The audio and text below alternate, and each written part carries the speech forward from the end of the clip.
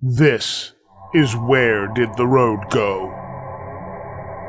Our aim is to explore the fringe, to be true skeptics and question openly, to investigate the paranormal, bring light to the dark corners of history, and give a voice to the shunned of science.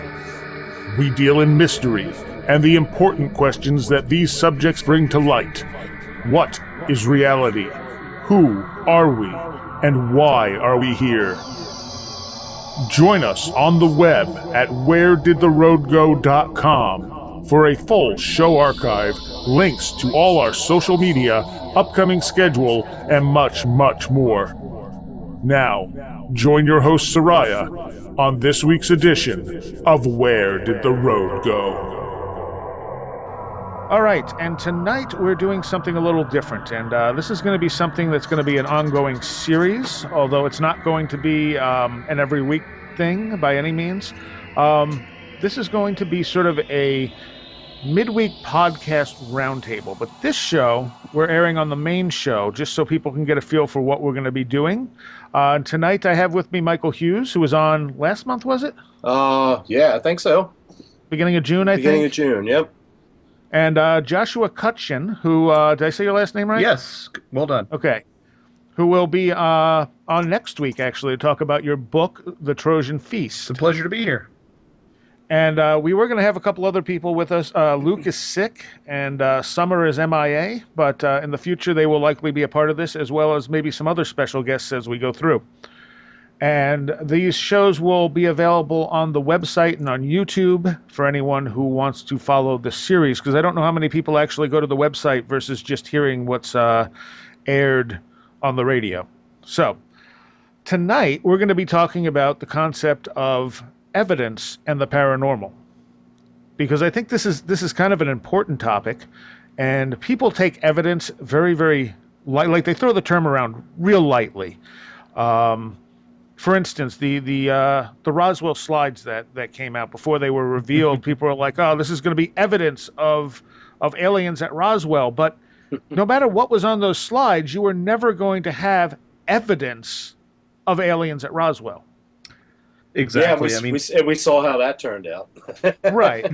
But even if you had what looked like a military facility with a dead corpse of what looked like a traditional gray alien on it, and the slides were confirmed to be from 1947 or whatever, it still wouldn't prove that what you were looking at was alien or really anything. It's just, it would be an anomaly. It'd be like, okay, we're looking at something we don't understand.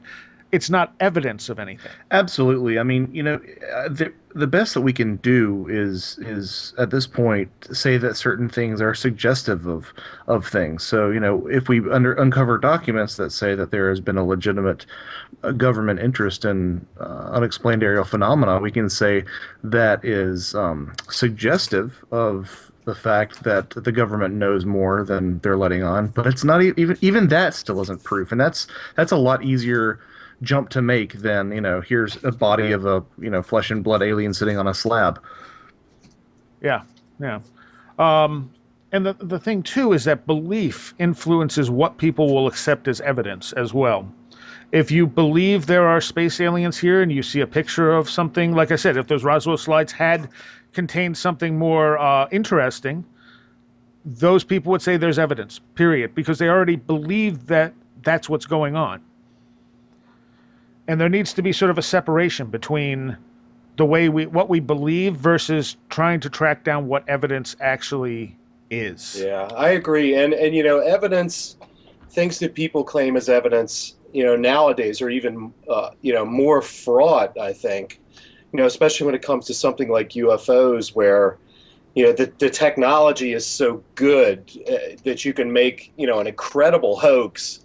And it gets circulated so quickly and so widely that evidence is, I think, especially photographic, visual evidence is so fraught nowadays. I don't accept any UFO video I see. I just can't do it anymore. It's unfortunate, but it's so easy to hoax, and that it's kind of blown that whole aspect away. Yeah, I mean, somewhere around the turn of the century, we really did cross sort of a technological Rubicon in terms of what we can accept as being valid from just a purely photographic or video standpoint. And I would, you know, part of me would even argue that some of the evidence that I consider to be really good, solid evidence, like taking an angle at Sasquatch footprints, Sasquatch molds, recordings. Even those, I feel like there's been a little bit of a drop off with the advent of all this technology that people have at their fingertips now, with 3D printers and Hmm. more sophisticated, high fidelity, recording devices. I mean, there's we're in a hall of mirrors, really. Yeah, and the irony is now that everyone has a camera attached to them, you can't trust the evidence. Exactly, exactly. Like when I was on your show the last time, Seriah, and I talked about the six-fingered handprint that appeared on my Hmm. chest after I had like a sleep paralysis incident. You know, I didn't. That was before I had a phone. So there's a piece of evidence that slipped away. Because I didn't have a camera, I didn't, just happen to have a phone that had a camera on it back then. But you're right, now that the phones are everywhere, it's, I don't get excited about UFO videos anymore. I just, Yeah. it's, the cameras are ubiquitous, and the evidence is all gone, swirling down the toilet. And even if you had taken a picture of the handprint, again, it doesn't prove anything. Exactly. Yeah. It would be your word that yeah, this I didn't make this on my Right. chest, Exactly. Yeah, well, and there Exactly. would be somebody saying that oh, well, that's a shadow that's being cast so that it looks like a sixth finger. And, I admire and understand that point of view, but, it's something to consider. And the flip side, of course, is, through the years, the Patterson Gimlin, I didn't mean to turn this into the Sasquatch show, Right. over the years, the Patterson Gimlin footage has sort of flip-flopped on different sides. Oh, this is proof that it's real. This is proof that it's a hoax. But every now and then, I sort of force myself to sit with some of the evidence of other things that looks really goofy to me. And sometimes I wonder, like, are some of the really good footage that we have out there that we sort of have kind of entertain the idea of it being real, has that just been grandfathered into our paranormal culture? In other words, if Mm. we saw something that I think is as compelling, regardless of whether it's true or not, as the Patterson Gimlin film today, would we? I feel like a lot of us that are inclined to appreciate some of these subjects would still write it off as being fake. So that's the other side of the coin, I think. Um, True. I really don't know where I ever come to that, but sometimes I do sit with something that looks just absolutely fake, and I'm saying, what if this is really the thing that? What if this really is the smoking gun, and it just happens to look really goofy? Yeah, the Cottingley fairies or something, right? I mean, Yeah, exactly. they're not actually cut out pictures; they were real. Yeah, that's just the way that the fifth dimension looks when you take a photo of Right, it. Yeah. right. I thought one of the good points about the Patterson film, and I'm very undecided on whether I think that's legit or not. But one of the interesting points is they pointed to us. I forget who it was. Pointed to the fact that Hollywood couldn't do something that good at the time. Yeah, it's I think that there's a lot of behind the scenes play with that too, in terms of the people wanting to come forward and claim credit for that particular, for that particular suit, if it was a suit. I think that there were some issues of maybe the rights being for sale. I don't, this is not quite my niche as the Patterson film, but I think that there were some people who stood to profit by discrediting it. Oh, the way that I fall on it is an incredible film. The reason it's an incredible film is it's either an incredible hoax or it's an incredible film of something that actually exists. Yeah. True. So, True. I sort of have to set that to the side and get on with my life. Um, but what would constitute evidence of Bigfoot? I mean, a Bigfoot, I think, would be a little bit easier. I think if we said, what do we need as evidence of Bigfoot? We need an actual Bigfoot. Yeah, yeah. Right. Alive or dead, we need an actual being right there. You have, what's her name? Doing the DNA Melba stuff. Ketchum? Thank No. you.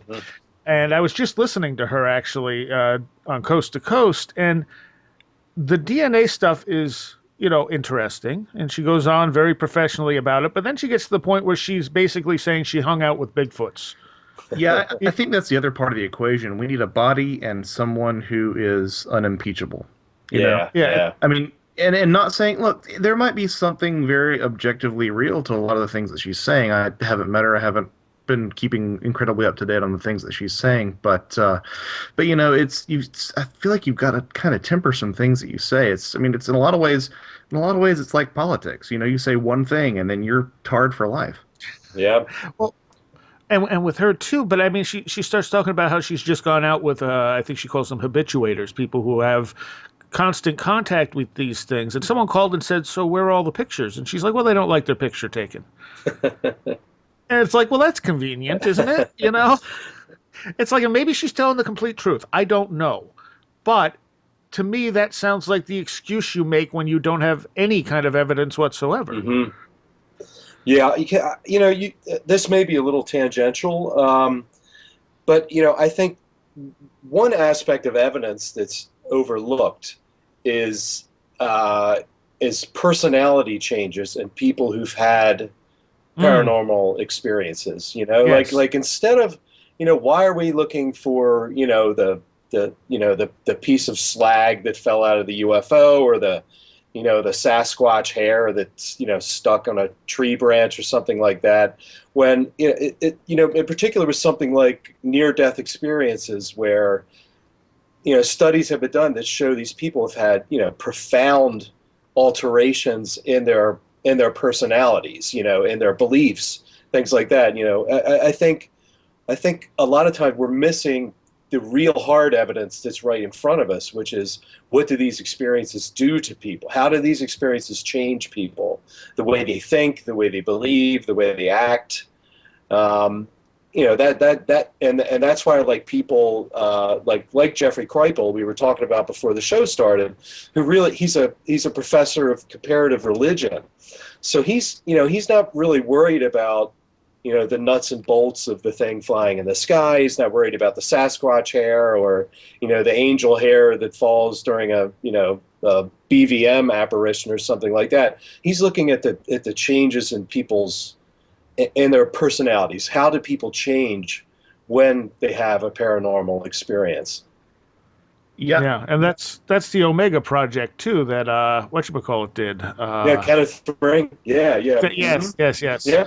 Hmm. Well, you broke up there a little bit, Kenneth. Kenneth Ring? Yes, Ring. Yeah, yeah. you're getting a little staticky for some reason, Michael. Oh, okay, sorry. I'll see what magic I can work here to clear things up. yeah. I think you make a really good point there, Michael. I sometimes somebody else has said this. I think it might have been Mike Cleland or Mac Tony's. But it feels like we're the dog, and the owner is pointing in a direction, and we're staring at the hand. Like, sometimes I don't think that, especially with UFO phenomena or some other supernatural phenomena, I don't think the thing is, I don't think the thing is the thing that's important. I think it's really the change, and that may very well might be the point. Maybe the reason that all this is so loosey goosey in terms of its rules is because the only real thing that matters is the way that it influences and changes people. That's a great point. Yeah, yeah, definitely. And that is something that you don't, when they say a near-death experience was just a hallucination, well, hallucinations don't change people the way near-death experiences do. Exactly, exactly. And I brought that up because that aspect of NDEs has been has been studied, with rigor, Yeah. with at least as rigorous as psychological testing and all. So I would love to see a project where people who've had maybe particular types of paranormal experiences, or just broader paranormal experiences in general, if like a personality based, belief based survey of these people, like how are they changed, how objectively are they changed. I think that, and as Joshua said, I mean, that's we're missing the really important part of all of these things, is that, yeah, we're missing how it changes us. I know I was changed. Seriah, I know, you were certainly changed by Hmm. your experiences. Joshua, I don't know, I don't know your background very much, but I think anyone who's had a profound encounter with this stuff, whatever it is. I mean, you can't help but have your entire worldview, your everything, just completely flipped. Yeah, Yeah. I haven't. I don't think I've had anything with quite the same amount of profundity that y'all have had. Most of my stuff has been what I think most people would categorize as ghost phenomena. But Okay. it at the very least, it makes you realize that this is not the rules of reality can sometimes just be more like guidelines. Yeah. Yeah. Is the way it feels sometimes. Yeah, they're And very loose. Yeah, yeah. They're malleable. with near-death experiences too, I think one of the points of evidence is the fact that people can, it's not so much the whole experience, but the fact that people can relate what's happening in the room in incredible detail while there's no brain activity. Right, exactly. And to me, that is evidence Yeah, because there's no way they should be able to know the details that they know, it just being even just being unconscious, much less dead. Right, right, right. And there are specific cases. I forget the woman's name. I think it was Karen something or whatever. The woman who had, she was her body was essentially, her body temperature was lowered, so they could do surgery. I think it was brain surgery. So actually cooled down her body. They had these little things clicking in her ears, so that they Yeah. can measure. They can measure brain responses, even though her brain really wasn't fully functioning. So she couldn't hear anything because she's got this loud clicking in her ears. Her eyes were completely covered, and some substance was put in her eyes so that her eyelids wouldn't kind of get stuck to her eyeballs and everything. And she had this incredible veridical experience, seeing where they put the tools and Hmm. hearing what was happening in the room and things like that. Yeah. So that, I mean, that evidence is pretty impressive. and Yeah. that's one of those areas where I actually do get a little bit up in arms and a little bit feisty about it. Is consciousness research has gone to the lengths to play by the rules of empirical science in a lot of ways, and it continues to be ignored and it continues to be joked about. And yet similar you'll find research with similar implications that takes place at the Large Hadron Collider being lauded for how it's really changing our perception of reality. When here's this other aspect of research in science that's sort of been forced into this ghetto, this woo ghetto, that no one is really talking about, because there's been some incredible research and a lot of it is just being backed up. I mean, the direct parallel that I was thinking of was some of I believe it was Dean Radin's research about future events influencing current events, and some of that was just Mm. backed up last week. There was some evidence from the Large Hadron Collider that suggested that similar things might happen in the world of physics as well. And it's really kind of maddening. I think you said it in your interview with Seriah, Michael, that they keep on shifting the goalposts on consciousness research, and I'm kind of just done with them doing that. I'm just done with them doing Yeah, that. yeah. I hear you.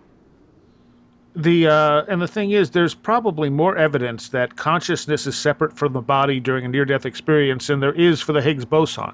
But because the Higgs boson was predicted and needed to be found, that's easy to accept. Whereas consciousness outside the body goes against the paradigm and won't be accepted, no matter how much evidence we have for it. Yeah, that brings up for me. A lot of there's been such a backlash against people using, especially particularly quantum metaphors for consciousness. Like you were talking about retrocausality and spooky action at a distance and things like that.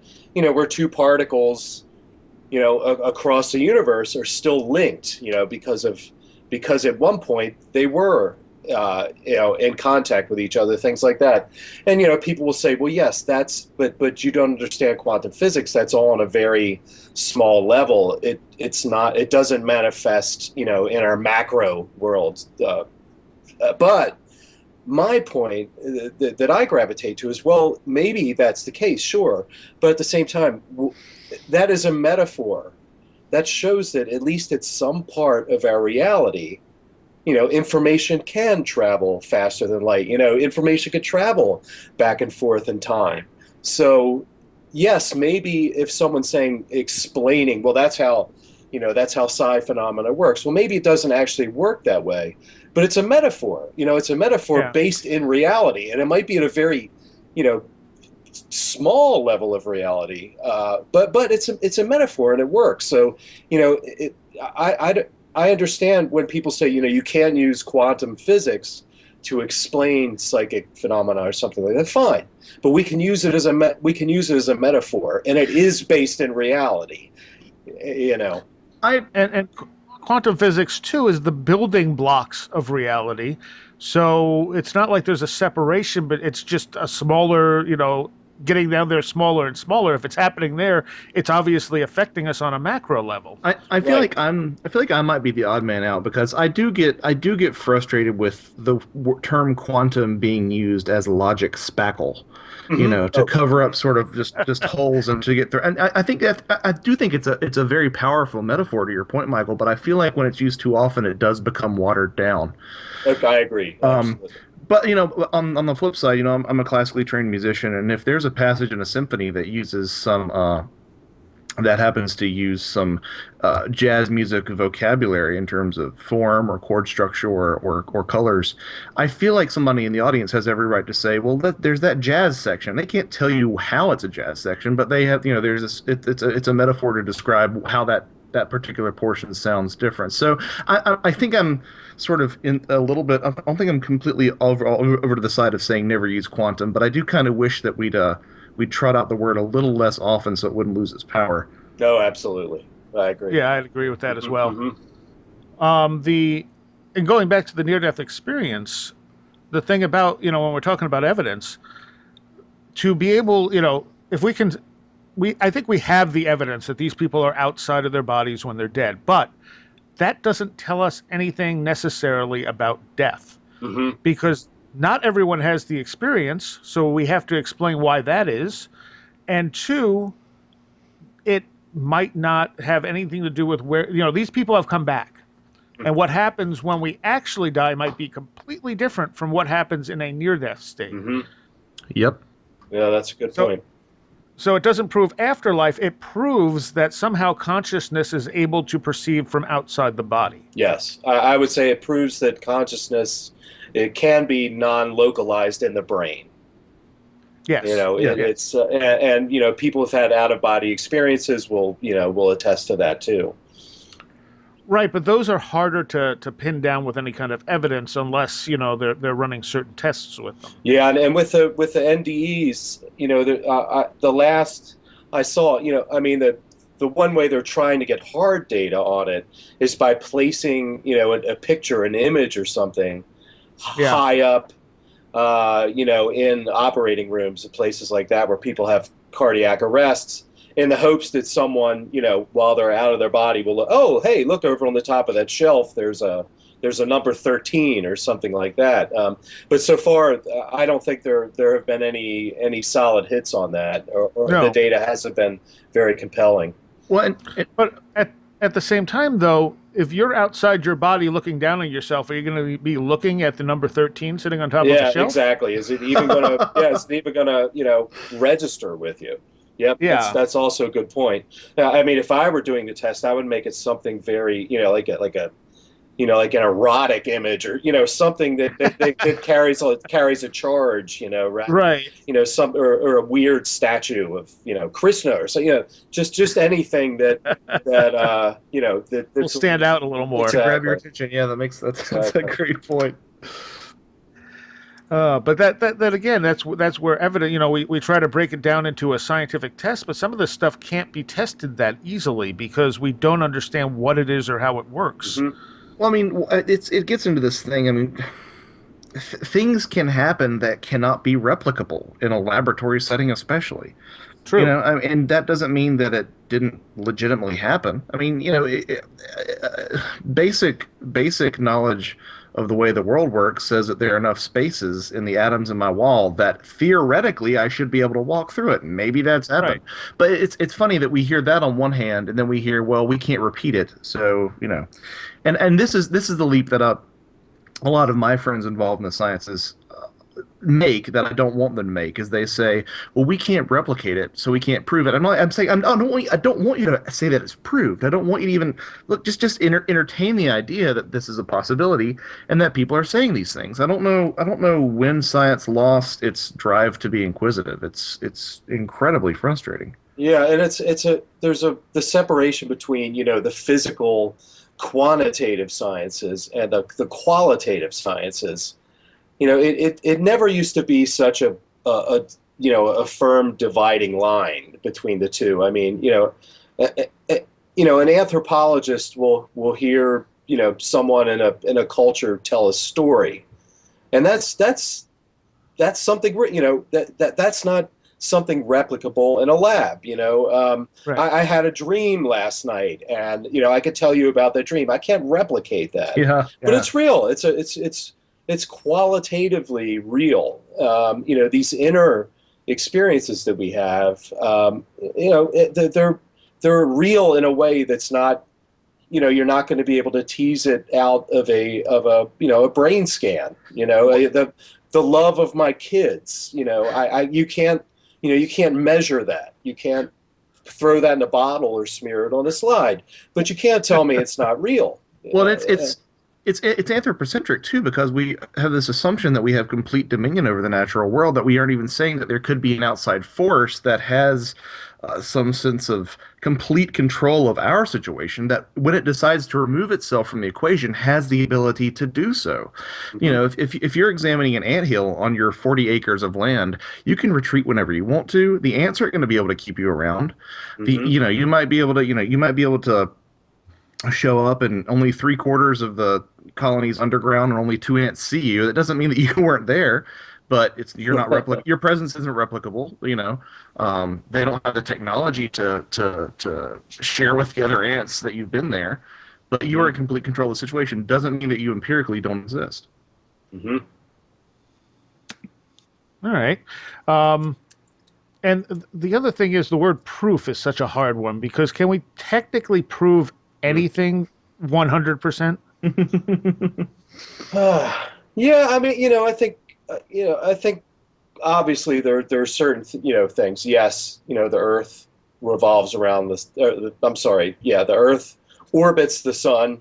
The moon orbits the Earth. Things like that. I mean, yes, I think that can be proven. There's certain things that could be proven for sure. But the stuff that we like, the stuff that we're dealing with is it's marginal. It's out on the edges. It's so frequently subjective. It's interior, and it's not leaving a whole lot of traces.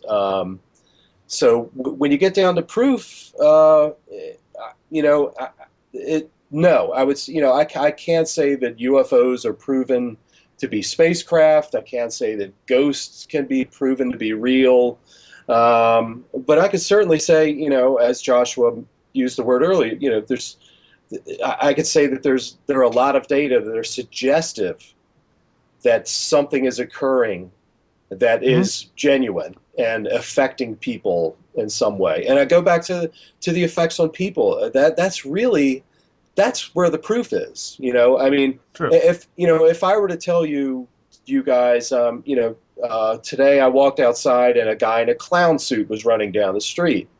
You'd think that would be pretty strange, but you would take my word for it. I'm not, I'm not a guy that makes stuff up. I'm generally honest or something like that. Right. That's pretty sufficient to me. If someone tells me a story that happened to them, I think that's not quite proof, but I'm gonna give them the benefit of the doubt that what they're telling me is something that really happened. And I use that metaphor when I'm talking about UFOs. I say, if someone came up to you and said, I just walked outside and there's this silver disc hovering over my house, I'd say, well, if I knew the person, I know they're not on drugs. I know they're not making something up. They're not a liar. And then you get 10 more people saying the same thing. Then you get 100 people saying the same thing. Hmm. Even Hmm. though we're just talking about stories, we're looking we're looking at these anecdotes, and the anecdotes do pile up. They're not replicable, but we have to believe other human beings when they tell us things. Well, you think of the way that we used to interpret meteors. I mean, it was pretty much a foregone conclusion that there wasn't really, any meteor phenomena. It wasn't really brought to any serious scientific scrutiny until the late, 19th century. Yeah. But it's this idea that again, it comes down to this idea that if we can't, shoot it in the head and put it on a table, or capture it and and put a cage around it, then it must not exist, which is absurd. I mean, you put it a lot more eloquent than I did, Michael.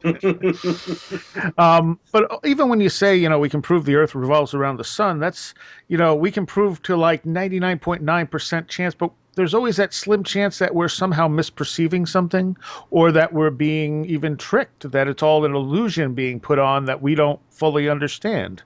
Well, I mean, yeah, we have gatekeepers in our society who are telling us that. I mean, Right. it sounds like, yes, I believe that the world travels around the sun, but So do I. But there's always that tiny percentage of chance that somehow someone has manipulated our belief system to believe that and make it make sense, even if it's not true. Mm-hmm. Yeah, it's like we're in the Truman Show or something. Right, right. I mean, there's what I'm saying is there's no way to 100% prove anything. We can be reasonably sure. Sure, We can be sure. 99.9% sure, but I don't know that there's anything in reality we can be 100% sure about, except maybe that we exist because we know ourselves. Yeah, and that's the irony. I mean, the only thing that really matters is the personal experience. Now, everything that I've seen in my life seems to indicate that, yes, we do have 4 seasons and we go around the sun.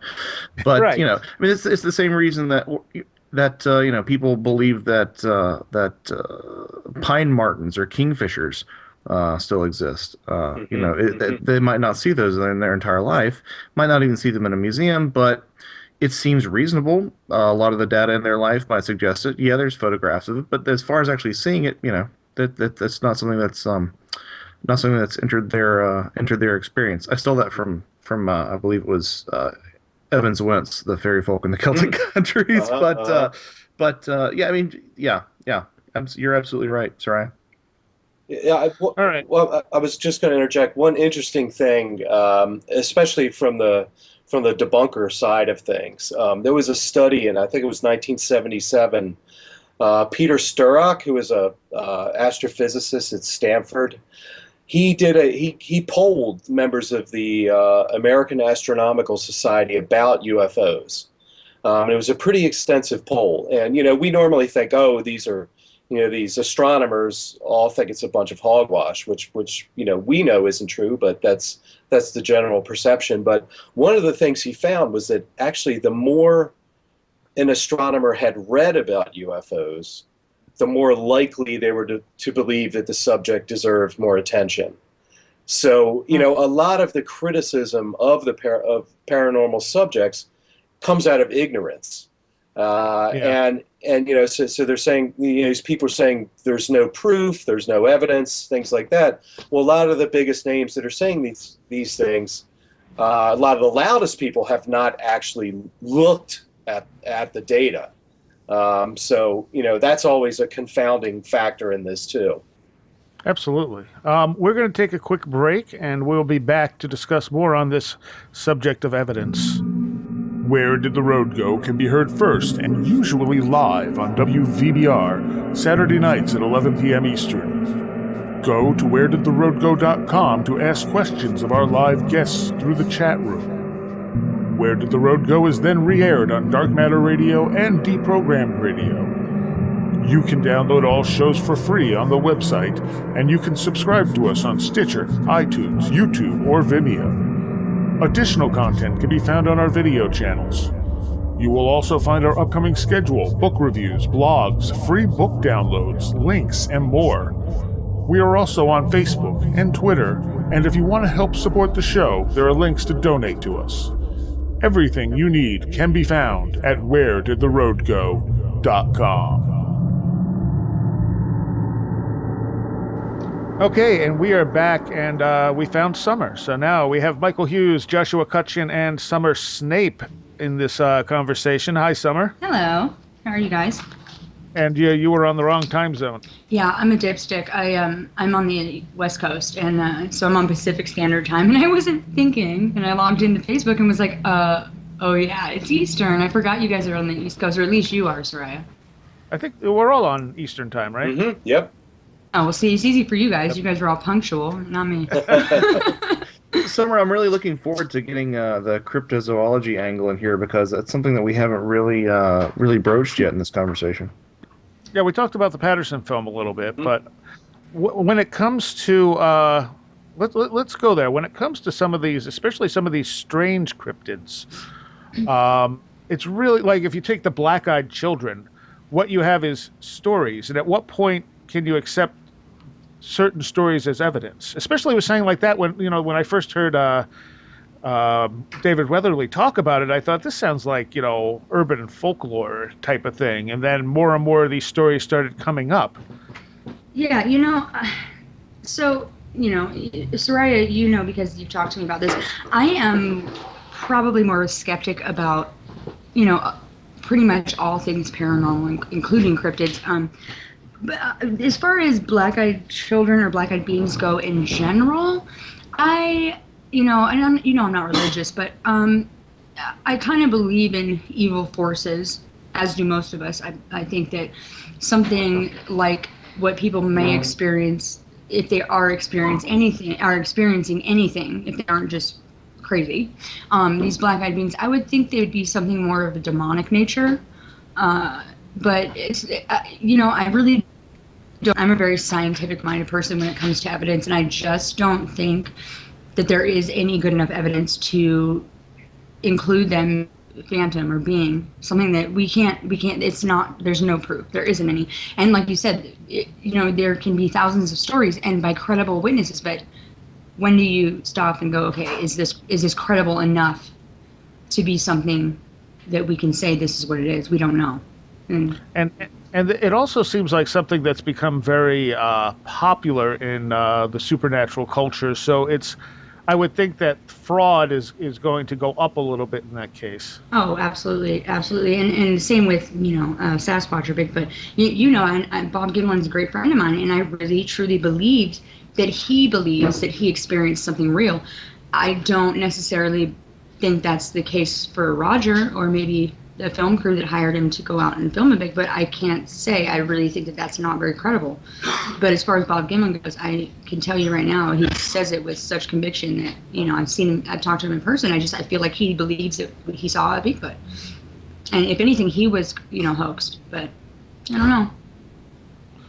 Well, I mean, the problem with Bigfoot is that it seems like if we had an animal like that, we would have something by now, and we don't.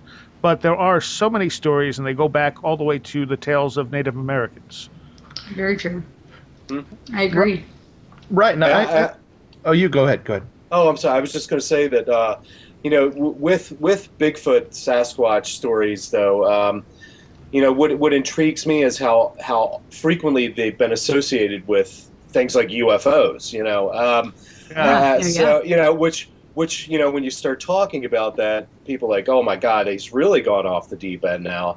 But if you consider that maybe there is a unitary force behind a lot of these different phenomena, then it makes sense. If it's coming from some sort of source and it just manifests differently, then it makes total sense that you might see a light in the sky associated with Bigfoot or something like that.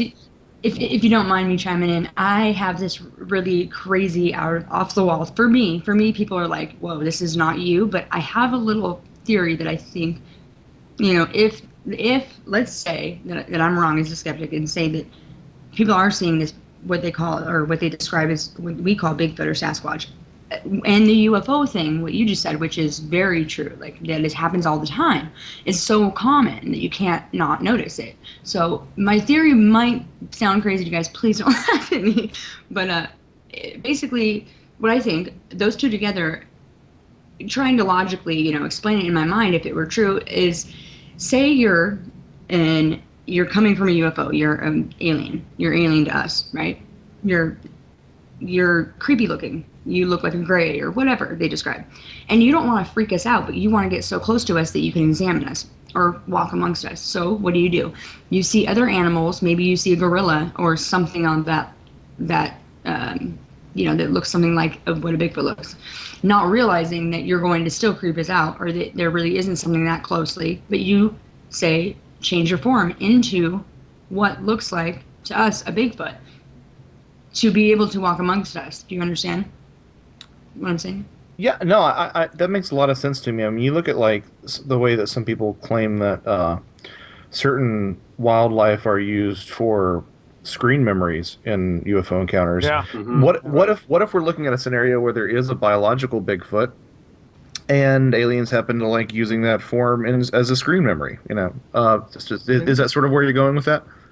Yeah, that could be, yeah, definitely. I mean, I was thinking more along the lines of, but that sounds more logical than what I was saying. What I was saying was more like something that could change its form. Like, I could look like someone else, or, Like people say morphing something else. more like a skinwalker. You know what I mean? People say skinwalkers can look like any animal they so choose. Well, maybe these aliens can look like anything they so choose. Yeah, And they don't want to look like humans, but they can look like animals. So they look like, bipedal, gorillas. Well, and honestly, I don't know if what I said really sounds all that more logical. I mean, I think part of the problem is that we hear about these things like black-eyed children or something. We automatically want to say, well, they've either got to be real or ghosts, or I mean, like, can't we? I feel like sometimes we just need to sit with this mystery and just sort of say, well, look, let's see what all this data we can get and see where it drives us. And if it drives us to a conclusion that, the best form for navigating Earth is in a Bigfoot body, then maybe that's something to look into. No, totally. I mean, I'm all about it. To be honest with you, you guys know this. As a cryptozoologist, I can't go to school for this. This is something that you have to gain off your, just general knowledge. Speaking to people who've had experiences, lots of reading, lots of research, and none of it's science. So it's really hard you really do have to form your own opinion about it, about everything paranormal. I mean, anything. So I don't know. I feel like I've come to some conclusions with forming my own opinion, but for the most part, I have a lot of learning to do. So. Yeah, I feel like a goal of what I do is really more as a folklorist. I want to hear people's stories. I want to, because as I was saying earlier, like that's what we have to work with most of the time is we have stories. So we have to be very good listeners, and we have to take the collection of all those stories and look for the links. Entertain possibilities, things like that, because we can't drag this stuff into a laboratory and test it. So really what we're working with are what the stories people are telling us. Absolutely. Exactly. Yeah. And the way, as you said, and the way it affects them. I mean, if you're not going to be affected strongly in your life if you've created a hoax. But if you and there's also a difference between something you honestly believe you saw and something that has affected you on a deeper level. Mm-hmm. And again, that's where Dr. Ring's research was perfect, because he took that the after effects of near-death experiences and the after effects of alien abduction and showed that even though they're different phenomena, they had the same after effects. Exactly. And you don't see those after effects in any control group. Right, exactly. Mhm. Totally.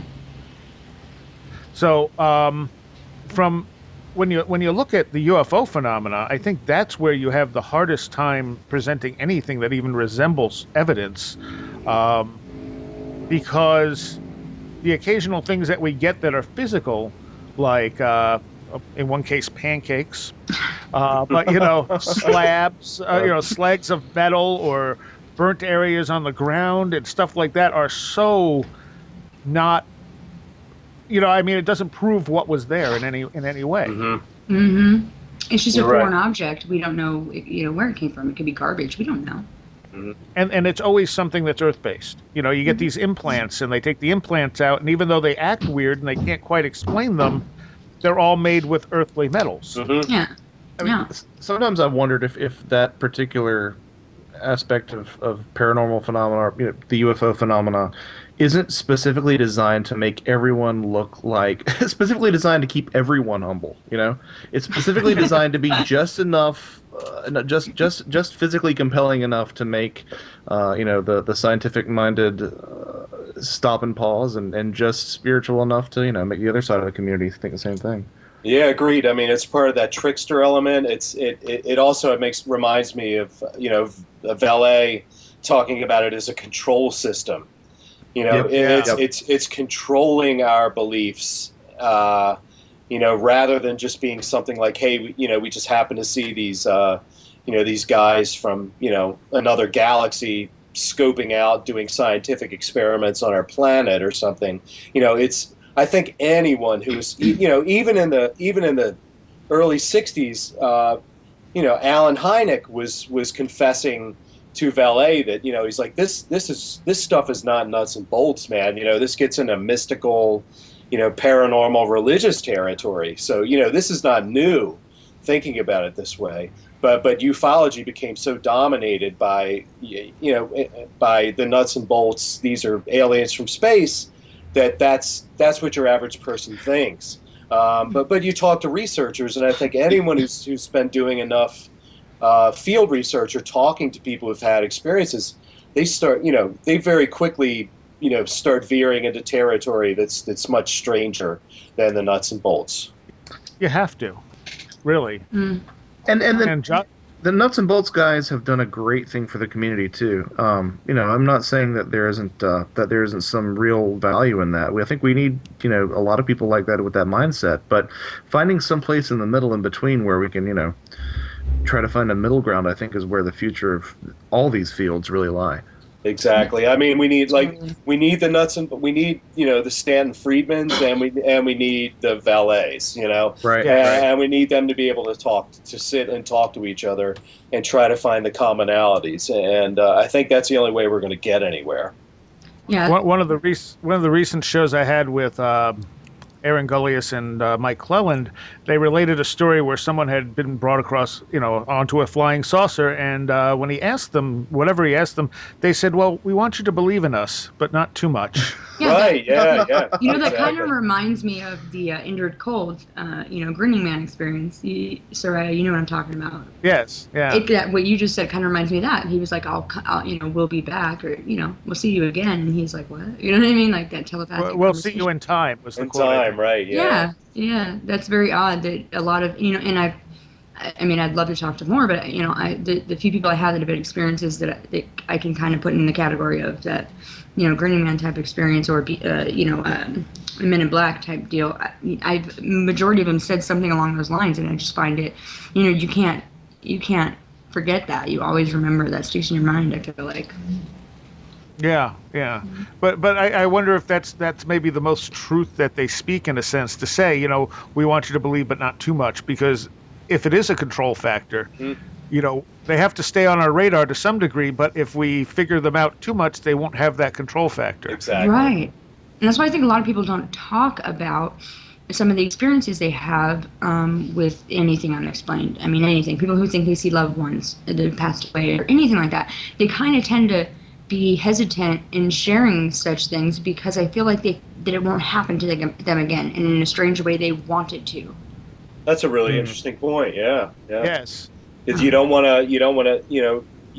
still want the magic to be there. You don't want the magic to be mundane.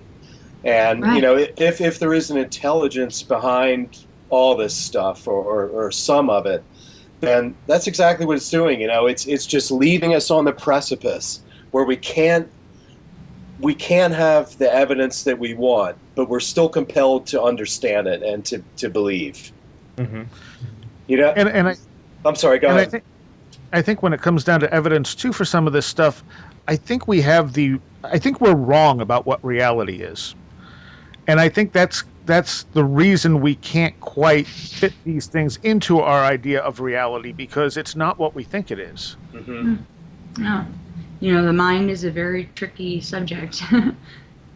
Yeah, well, as we said before you came on, Summer, the only thing we can really prove exists to ourself is ourself. Mm-hmm.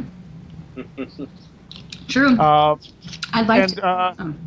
go on. I mean, I personally, I love you guys went into afterlife or life after death a little bit. I would like to think that there is another plane of existence that once this body is done, that I might go on to live somewhere else or as someone else. I'd love to think that, and that's something which, as a skeptic, is probably like you're not a skeptic. You want to believe in life after death. Well, who doesn't? Who wants to just die and be done? I don't want to die and be done. Skeptic also means someone who questions everything. It doesn't mean someone who disbelieves everything. Right. Well, right. that's my motto. My motto is always question everything. If I can give anyone advice, that's it right there. Yeah, like Robert Anton Wilson, I think, said, always question other people's BS and make sure to question your own BS as well. Right. Yeah. Right. BS being belief systems, but also BS. Yeah. Right. Well, Totally. here's an interesting sort of building off that idea, Summer. So what is so sexy about turning a blind eye to a lot of this stuff? I mean, that's something that I've been trying to figure out for a while. I mean, if everybody really does want to believe in the afterlife, then why is there so much strong research that's just going overlooked? Because Well, go ahead, sorry.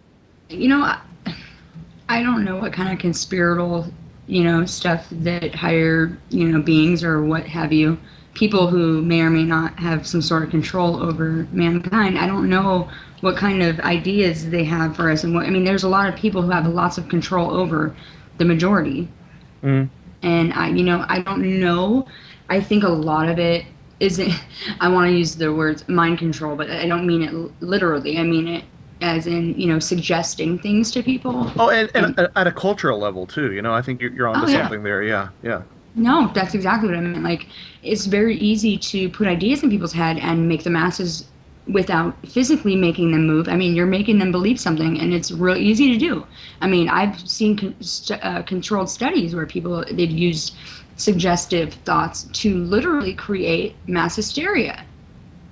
And it's crazy when you see it for yourself. You're like, how did you do that? But you think about it, if I was there in the study, I would have been right along with it. I mean, how do you not tend to believe not only your peers, but, people who may or may not have some sort of stature, That's really interesting that you mentioned this. There's in advertising theory, there's this idea that everyone who sees any form of advertising doesn't believe that it affects them, but in reality, it actually affects them as much as it affects anyone else. Uh-huh. Yeah, it's called not the third man effect; it's called the third person effect, is what it's called in advertising theory. I know exactly what you're talking about. There's a movie that I saw. I don't really want to say the name of it, but it has to do with the food industry. And there was a specialist that came on. He just does this. He studied the effects that grocery store advertisement. I mean, once you get in the grocery store, things are purposefully placed in places and with certain color and conviction that it literally makes you want it because of the way it's placed in the store. I mean, down to, it could be something at the bottom shelf somewhere way far, but it's placed just so perfectly that you're going to notice it. Right. And the food suppliers or what have you, the companies, the big name companies that have them more money tend to sell more things because they have more money to make it flashier or pay more to the grocery store to place it in the good places, good in quote, and which is crazy. But I watched a study on that too, and I felt like, wow, I've really fallen for some of these things, and it's so strange. But people do, you'd be surprised. I mean, even the grocery store. Who thought that grocery stores were conspiring in any kind of way? Come on. Yeah. Well, when it comes to belief in the paranormal and paranormal experiences, though, I think our culturally, I think as a society, most people believe. Most people have some sort of beliefs, either in an afterlife or God, or have had some sort of experience. My mother, a few nights ago, talked to me. My stepfather passed away last year, but she was lying in bed and she felt someone lie next to her, and she turned around and he was looking at her and he said, "What are you going to do now?" or something like that. And she was awake; she wasn't dreaming. And when you start talking to people, that's when I talk about these things in public, inevitably, people come up afterwards and want to tell you their stories. So I think really, I don't see as much of a control system from on top trying to make people not believe in this stuff. Yeah. I mean, the real skeptics come out of either academia or people who are very drawn to a very physicalist, materialist way of looking at things. But I think I'd say probably the majority of people have some sort of either religious, spiritual, metaphysical, or have had themselves or know someone that has had a classic sort of paranormal experience. I mean, they're very common. Right. So really, we're looking at the debunkers. They're very loud, but I don't really think they're very numerous. Okay. Okay. So look, Well- let me just, if you don't mind, I'm curious as to what you guys think about this. So, not that I'm being scientific minded when I say this. I feel like, and most people do, that there's physical, evidence, scientific evidence that can prove that some of the things we experience is created within ourselves. Like, for example, people that hear, these booms heard around the world by people.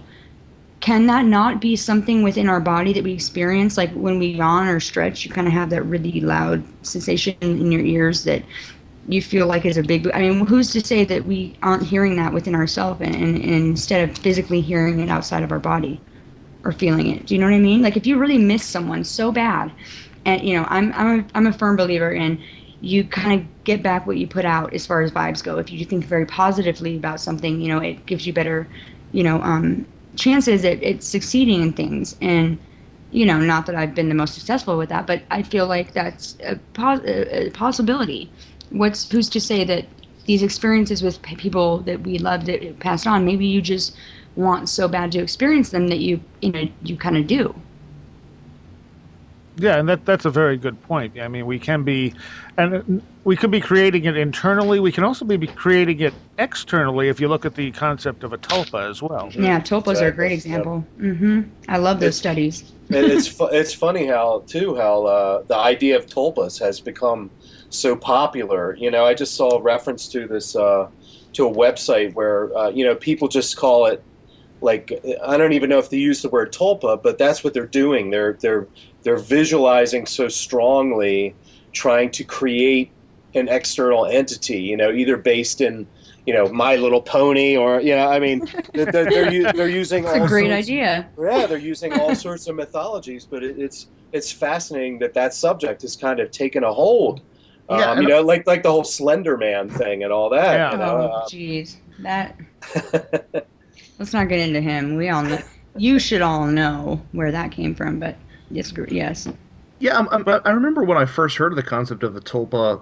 I don't know, it was featured in a novel that I read several years ago, and I tried finding something on the internet about it, and there was nothing out there. Just a couple of references to the David Neal thing, but since then it's completely exploded, and I'm not entirely sure how that's entered popular culture like that, like it has. David Weatherly, I think. Seriah, was it David Weatherly or was it? Yeah. Yeah, he wrote about Yeah. it and speaks on it often.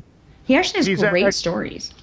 Yeah, he does have some very interesting stories about it. He's working on a new book, I believe, on tulpas. Yeah. Oh, cool. Yeah, you should check it out. But when we look at the idea, okay, so it's one thing to see someone who's dead. One of the things about reincarnation that strikes me is when children have detailed memories of past lives, especially very young children. When you have a 2-year-old who can give you extensive details about who they were before, and those details can be backed up. Yeah, By that's what? yeah. I mean, you're talking about evidence. I'm sorry. Like, I think some of the best evidence, other than we talked about, the veridical near-death experiences, is exactly what you're talking about. Like Dr. Ian Stevenson at the University of Virginia spent his entire life, looking, talking to children who have had these, incredible memories of their past lives, and then going and trying to document that stuff, and that's really, really, really compelling. I would weird. agree. Oh, sorry. Go ahead. It's weird. I for a skeptic or what have you, I know, I've had what I'd like to call a near-death experience, and I feel like if I would have documented it when it happened, I didn't know any better at the time, but I would have really, like, at least wrote in my journal or told more people or whatever, that now in the future it would have literally, like, it would have been validated because of What I experienced was someone that was very, very young in reality, but in my near-death experience, they were much older what they are now. And it's so real to me. It was like I saw them grown up, and it was so strange. Wow. If I would have documented that, or at least drew a picture, or or Right. you really documented it, I feel like that would, to me, that's some sort of evidence that I was given information that maybe was something real in my future. Is very strange for me. Mm-hmm. Yeah, I never had anything like that. I couldn't agree with any of y'all more. I mean, I think this is another one that is a real example of how something can have an incredible amount of evidence behind it, but be, non-repeatable in a laboratory setting. You can't say, okay, you're going to die, and I want you to come back as a 12-year-old boy from Guatemala. You can't.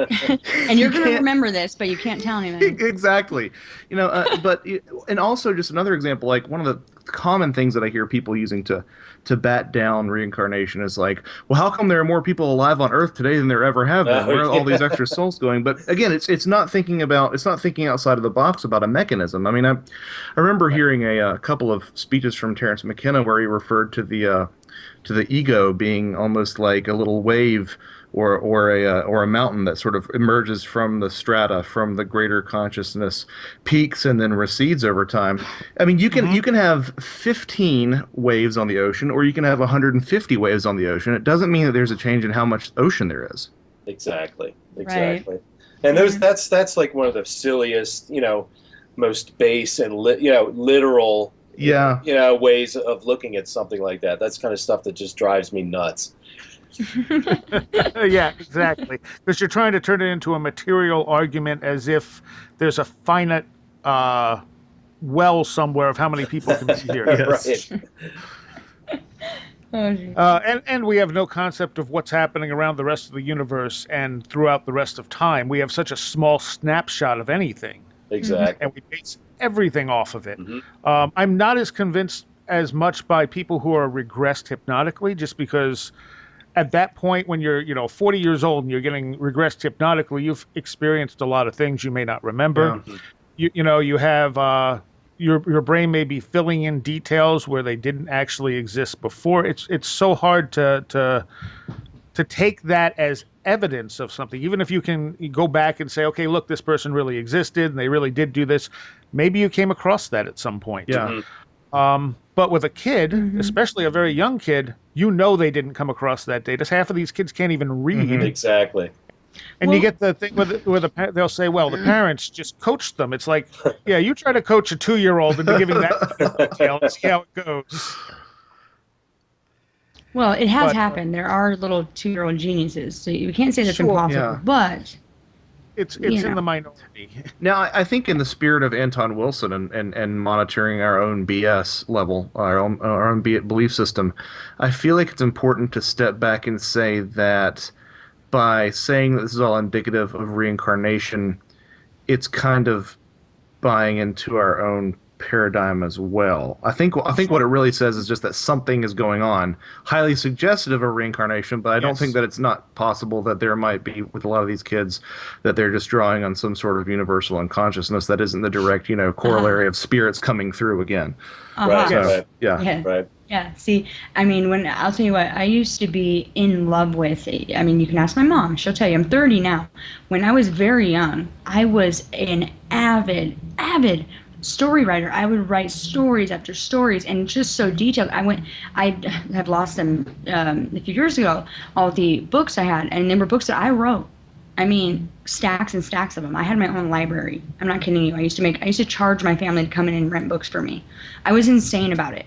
I don't do it anymore, and I stopped doing it as a young teen, but man, some of them I read as a young adult, and I was like, holy crap, like, where did I honestly don't know where all this stuff came from, but it was just so detailed, and some of the stuff not necessarily true or factual things that have, I could have no knowledge of, I don't recall, but what the hell, like, where did that come from? I don't know. Maybe just as a young person having that very unaltered state of mind type of, I don't really know. I just remember it being so easy for me to do that. I can't do it anymore. like I did. Well, yeah, and some channeling can be indicative of that too, because you see utter nonsense coming through some people who are channeling. It doesn't mean they're faking it, Oh yeah. but who knows where the source is coming from? Right. Yeah, no one Right, told yeah. me any of that. No one told me anything. I would literally isolate and I would just write. And they were so cool and I was so proud of it. And I don't know, it's very strange to think that, with age that you'd stop doing something like that. But yeah, I don't know, that the child mind thing comes into play with that. I feel like, I could see why maybe children have such a vivid imagination or just get lucky to state things that could be factual that we shouldn't know. I don't know.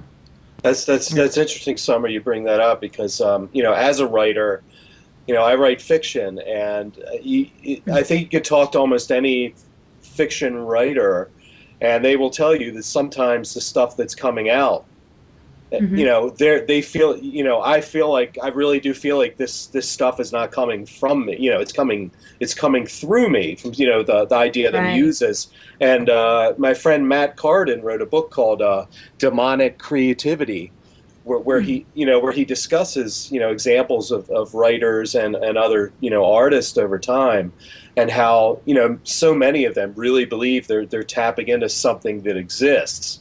They're not just like creating this stuff out of whole cloth, but that they're That's pulling exactly how I pulling felt. it from somewhere. Yeah, so just like you did when you were a child, you were tapped in to something. Exactly how it felt. Yeah. Yeah. So let's get down to what the lack of evidence says about some of this phenomena. Like Michael, like you're saying, stories and the way it affects people is a sort of proof of itself, but it also talks to the sort of the non-physical reality of some of the stuff. And again, it goes into that idea that there is I think we need a different definition of reality. Mm-hmm. I agree. I agree. I think there's, Henry Corbin, who talks about, the imaginal realm. I so gravitate. I think Terence McKenna might have been the one that introduced me to his work. We need, for me, there's always been no doubt, sort of in a visceral sense, that there is there's another dimension to our existence, that we reach through the imagination. Like the doorway of the imagination is how we get there, or how it gets to us.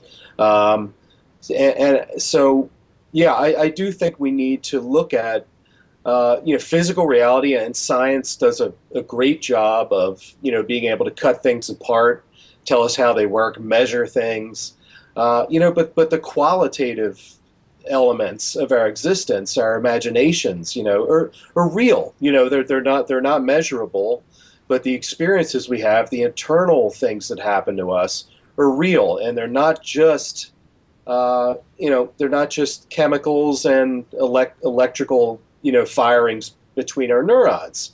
They have an existence. Like the example earlier, like I love my kids, I love my dog. That love is a real thing. I can't hold it out to you in my hand and measure it or anything like that. Mm-hmm. But our internal experiences are very real, and they're valid, and the things that happen in our imaginations are real, and they have real consequences in our lives. So banishing all that stuff makes absolutely no sense. Saying it's not real, quotes around it, real, it denigrates a big part of being a human. Right. And when you guys can't tell me that you don't physically feel something when you feel love for someone or something. It's a physical feeling within yourself that you attach to that thing or person that you love. I don't know. I've been so, broken over a lost love or, family member that it was a physical feeling that makes you you feel it. I don't, so you can't say it's not there. Right. And in the same way, we now know that meditation changes our brains. So we can, with our thoughts, physically, change ourselves. So the mind the mind makes things happen. You know, it's not just like we're these little meat bags walking around, just bumping into things and responding to what life presents us with. I mean, I don't believe that we create our own reality, and that that misused sense of New Agers like to use, but. Yeah. But our I thoughts agree. and our beliefs make things happen in the world. They're real. Well, like I said earlier, I'd like to believe that the kind of vibes you put out there, you kind of get back. So if you can, in a way, manifest things that maybe not have gone, that would, if you think very positively, I'm going to pass this test, and really study hard and do your best and meditate on it, and just feel positive about it. I feel like you could potentially sway what may or may not have happened if you thought negatively of it and were doing a crappy job. Do you know what I mean? Mm-hmm. Yeah, I mean, it's the spiritual elephant in the scientific room, altruism. The idea that if love is a biological construct for us to repopulate the earth, then why are there people who do such incredibly selfless things? Yeah, Um, yeah. The and the thing about the concept of creating your own reality. I'm not sure that phrase, I think, started with Jane Roberts Seth, if I'm not mistaken. And the way that Seth represented it was not the way the New Age movement has taken it today. Jane Roberts and Seth presented it as an idea that we kind of affect the things coming to us, and that we it's not that we can just have anything we want if we want it bad enough. No. Right, exactly. Yeah. And that's my friend John Michael Greer, who's written a lot about magic. He's actually the arch druid of the Ancient Order of Druids in America. So Love it. yeah, I'm happy to say I know that the head druid. But he Lucky. But he writes a lot of he's just a great guy. He writes a lot about magic in particular, and he says that people who get into magic, they a lot of them there's like a name, I forget the name that they go by or that they're called, but they expect they start doing magic and they're going to materialize a brand new car in their driveway or something like that, when really magic is all just about changing your consciousness so that your will can affect things better. I mean, that's exactly what I meant when I said you kind of get out what you put in. You put out what you get in. Exactly. Your will, right on. Yep. your will to receive things that. Yeah, I mean, I feel like without getting too far out there, I feel like I've been experiencing some of this in my personal life right now. I actually quit my job a week ago this past Wednesday to pursue things that I enjoy doing, and the amount of Good for you. yeah, right. Good for you, brave man. And so far so good. Knock on wood. The amount of gigs that I've been getting, and the amount of feedback that I've been getting about the stuff like this that I'm doing has been really, really encouraging. Good. And There's no money in it, though. Yeah, I know. I was going to be a career musician, so how much do you think I care about that? Well, that's fine. Yeah. But for me, I mean, I identify as a Christian, and I feel like God, or in anybody else's terms, the universe, it has a meter to detect what you really need and what you really want. And if I believe that we can control our own destiny, but we can only control the manifestation of what we need and what we want. Sometimes I think people might blindly stumble into fame and success beyond what they deserve, like Kanye. But as my mom used to say, even a blind warthog could find an acorn every now and then. There you go. There you go. Well, it's interesting too. One of the things Aleister Crowley would always say is that you had to beware lust of results. So he would talk about like you do a certain ritual and then you just kind of put it out of mind and let it go away, and that's how it's most effective. Yeah. And again, looking through the Seth material, Seth had thrown out the idea that you don't create reality with your conscious mind. You create it with your unconscious mind. So those symbols and such from that ritual then drops down to your unconscious because you've forgotten about it. And that's where it has that effect on reality. Yeah. See, even Aleister Crowley can have some effective, let's just say, I don't know. I don't know much about him, but I heard he's pretty not nice. He wasn't a good guy. No.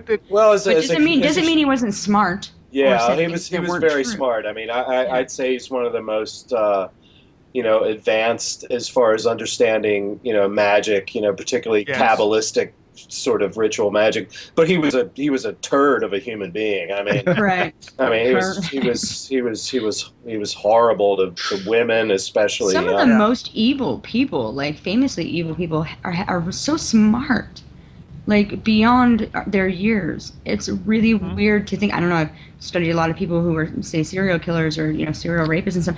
Holy hell, they are evil. I'll get out. I mean, just evil, but they're so unbelievably smart and just knowledgeable. It's crazy to think that, you know, how many people. Maybe that's what made them crazy because they knew too Well, much. yeah, I think there can be a fine line there, you know. Yeah, totally. The thing about Crowley influenced me a lot growing up, and I'm rereading his autobiography, and I find that, I mean, aside from being very ego-driven, he makes so many well-adjusted observations of the world, but then he did so many horrible things that don't quite figure into the autobiography that you have to get from other Yeah, well, places. see, I think there's a fine line. We all can choose, which I don't know about you guys. I mean, I've lived what I like to call a hard life. My younger years. I had opportunity, and all the time, every day, I was tested. I feel like by something or someone, or myself even tested. Do I do this or that? And one could be quite literally evil, and the other would be harder to do, but the right decision. Hmm. And I'm not gonna lie. Sometimes I went the wrong way. And I feel like that Well, was a daily, in our daily lives, we kind of have that. and we learn more from our mistakes than we do our successes, I think. Hmm. Well, yeah. We And learn harder, that's for sure. It's a lot more effective in that way. yeah, there's I think it was I can't remember the exact quote. It's been said by several different people, but I think Mark Twain might have said it best when he said that, and maybe Joseph Campbell as well, but that when you look at your life, as you get older, it really does look like a story arc. That things happened, Mhm. in a certain way, and the misfortunes that happened really turned out to be beneficial for your growth and that sort of thing. And it really, it may sound corny, to someone who's just a very strict materialist, but I think all of us as we get older, we get a sense of that, that our lives Yes. are almost written out in with an artistic flair almost, Yeah. I and don't. think like, wow, that horrible thing that happened, man, that actually turned out to be one of the best things that happened to me, just like you were saying, Summer, with all the the difficulties and things, that you had choices to make, and you made those choices. That's why you are who you are, Yeah. so. Yeah. I don't know. I'm not gonna lie.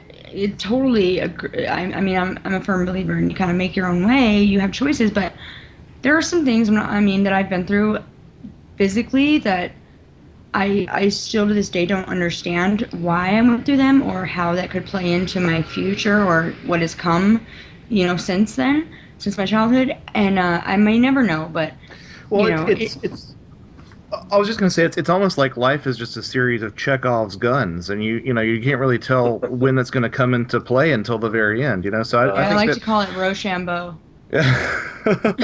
yeah, but Rock, I paper, mean, scissors, it. You'll yeah, figure it out. yeah, exactly. And like some things just might seem inconsequential, but really, I mean, looking back, they couldn't have gone the other way. And I think that Right. you I know, meant for the most part, some things that were out of your control that may have been done to you or oh, you okay, got it, experienced. yeah. Yeah. No, but no, I agree with you. Like, I don't know.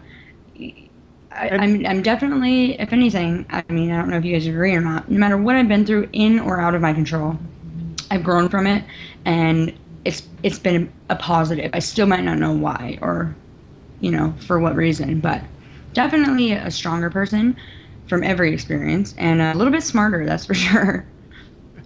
I think too, when we deal with the paranormal, one of the disturbing trends you see is that the people who seem to have like a good number of these experiences are people who were abused as children. Hmm. Yeah, it's funny. Yeah, I've noticed that a lot. Like, cause I've worked with a few paranormal groups locally. I just moved back to Las Vegas recently, actually a week ago. I was in Washington, and there's a lot of groups up there, and I was working with one, and I noticed that, Seriah, with a few people in the group. they were like super gung ho, and I'm like, why are you so believable? Why do you believe this so much? Why do you have so much conviction? And they like outright, just a few people in two different groups told me this, what you just said. Like, well, I went through a lot of abuse or what have you as a child and growing up, and I just had a lot of experiences then and now and since then, and I just can't discredit them. And I mean, I listen to their stories, and I don't know what that's about, but at the same time, I went through terrible different types of abuse growing up and as a young adult, and I haven't experienced those things, so it makes me be more skeptical toward it. Like, I don't know, Well, but You I have do you have notice had it. you have had your own experiences though, because you talked about that last time you were on. Yeah, I had that one experience. I may have had one or two things that I can't explain, things that I physically saw move, Right. in a strange way.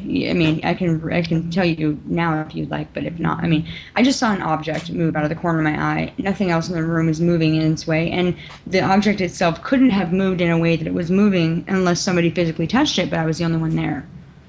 So, as a logical thinking, scientific-minded person, I kind of, in a weird way, I put it off, kind of just kept reading my book, but in my unconscious mind was trying to figure out what could have made it do that or write it off.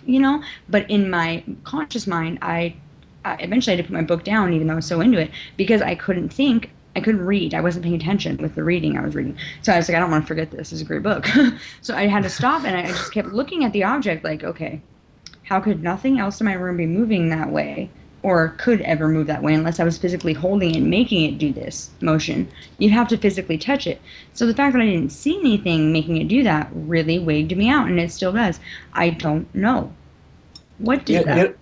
I have a theory on that, Seriah, and I was not subject to any kind of abuse as a kid. I had actually pretty happy, well-adjusted childhood. But you're right. I mean, a lot of these people that have these very deep, profound paranormal experiences have had abusive or destructive, painful childhoods. And I think one possibility, and I've dealt with this fictionally, but I believe it's very possible in real life, is that maybe because of that trauma, they've learned to dissociate and enter an altered state of consciousness, which then, as I think probably all of us would maybe lean toward, is that altered states of consciousness, tend to facilitate or bring us into contact with elements of the paranormal. So that's always something I've thought. Well, that makes sense, because a lot of people, when they are abused, they just completely learn to go inside themselves or go out of themselves or whatever. I've never heard anyone say that. I'm sorry, I have to interrupt you here, Josh.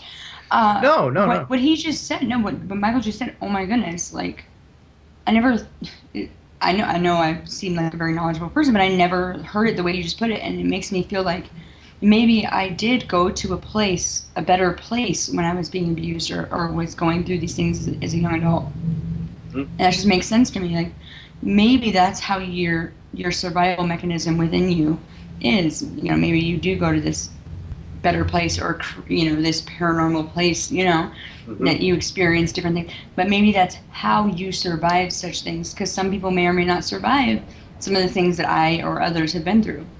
Well, right. And a lot of this to me is all derivative of this very Western idea that there isn't some sort of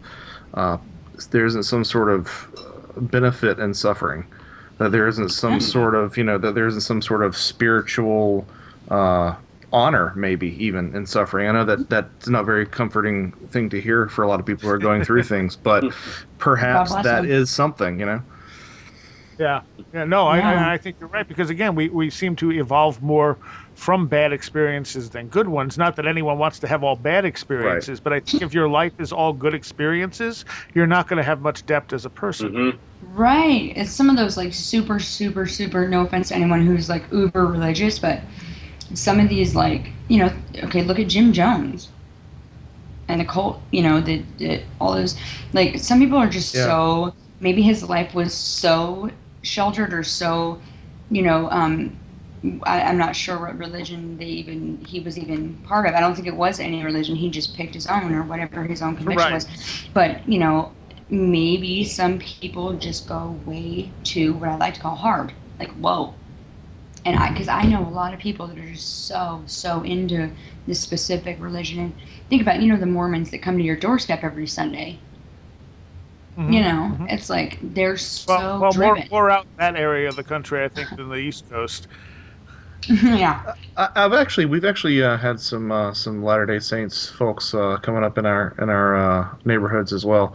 My wife's father is a Southern Baptist preacher, so he sits down and says, "I'll trade you mine for yours if you'll sit down and listen."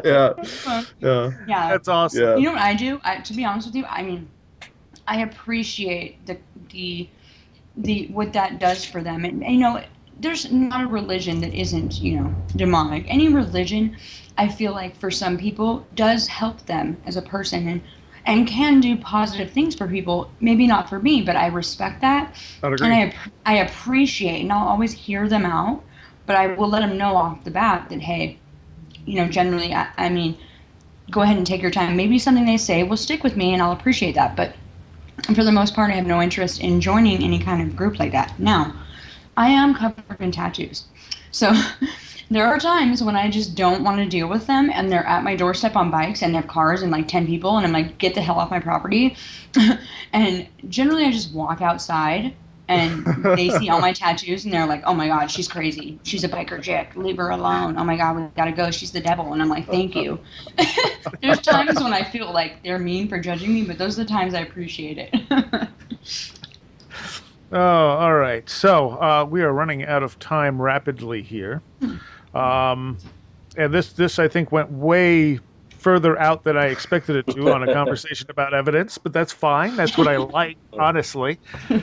So we're going to do groups of people, including you three, some combination of you three probably in the future, but it's not going to be a case of doing these midweek podcasts for the sake of doing them. We're going to have a good topic to go off of before we do one, whether it be something in current events or just an interesting topic that one of us comes up with. And so those will be available on the website. And I think, I'm not sure if we actually clarified for people what would constitute evidence of the paranormal, but I think I probably agree with Michael here that we have to consider the changes in people considerably as elements of evidence and proof. I agree. Yeah, agreed. And we have to, anecdotes are important. Anecdotal evidence. Right. Our lives are made of stories. Our lives are made of things that happen to us and how we tell them to other people. And, that's what we're doing. We're collecting stories and we're listening to them and trying to make sense out of them. And that's, that's enough for me, really. I would love for the classic UFO to, hover above the White House for, a couple hours and millions and we all get footage and pieces of it fall from the sky. I'd love for someone to make Edison's machine to talk to the dead and all that. But we don't have that, but what we have are stories and the things we tell each other. That's evidence enough for me. I guess that would be like my parting shot here. All right. Yeah, I mean, you look at a lot of the way that we categorize neuroses about people who are perceiving things in different ways. We can often see the mechanism in the brain that's causing that to happen, but the entire basis for what is actually happening is all anecdotal from the patient themselves, and I don't think reality is any different. Exactly. Yeah, totally. The John Ward had once made the comment, I don't remember, I think he was actually talking about ancient civilizations, and he would say that we don't know, we weren't there. And I think that applies to paranormal experience too. To dismiss someone's experience out of hand because it doesn't fit our belief system is, that's the gall of us to do that is ridiculous. We weren't there. We don't know what they experienced. All we can do is decide whether they seem trustworthy and like good observers. Right. And as I think I brought up on the show I did with you, Seriah, is the quote that always comes back to me is Jerome Clark's quote where he says, "You don't have to believe. You can believe that the person had the experience, but you don't need to believe what they say about the experience." Right. How they define it. Yeah, like I believe that this person had some sort of encounter. I don't have to necessarily believe it was the Ashtar command, that was, came down and swept him up or something like that. Yeah, that can explain cryptozoology in itself. Just that one quote for me. Yep. All right. Well, I thank all three of you, and hopefully we'll be talking again soon. And Joshua, you will be on next week's show talking about your new book. All right. Yes, looking forward to it. Me too. Me too. Thanks. Yeah. All right. And with that, we conclude our first, what will be midweek podcasts, our first sort of roundtable discussion. I'm going to be mixing people up as we do this. I have some very interesting guests that are going to be joining us for these. And if you want to hear future episodes of this, you'll have to go to the website, wheredidtheroadgo.com. They'll be posted on our Facebook page. They'll be posted on YouTube. So you have a lot of different ways of accessing them. They will not be every week. They will be here and there every few weeks. There are some up. I was doing them fairly regularly with Micah Hanks and Paul Kimball separately. But eventually things caught up with us, and we ran out of some stuff to talk about, or we got overly busy, and they just kind of dropped off. If you go there now, you can find some of the videos that have been turned into midweek podcasts, and they're just in the normal archives section.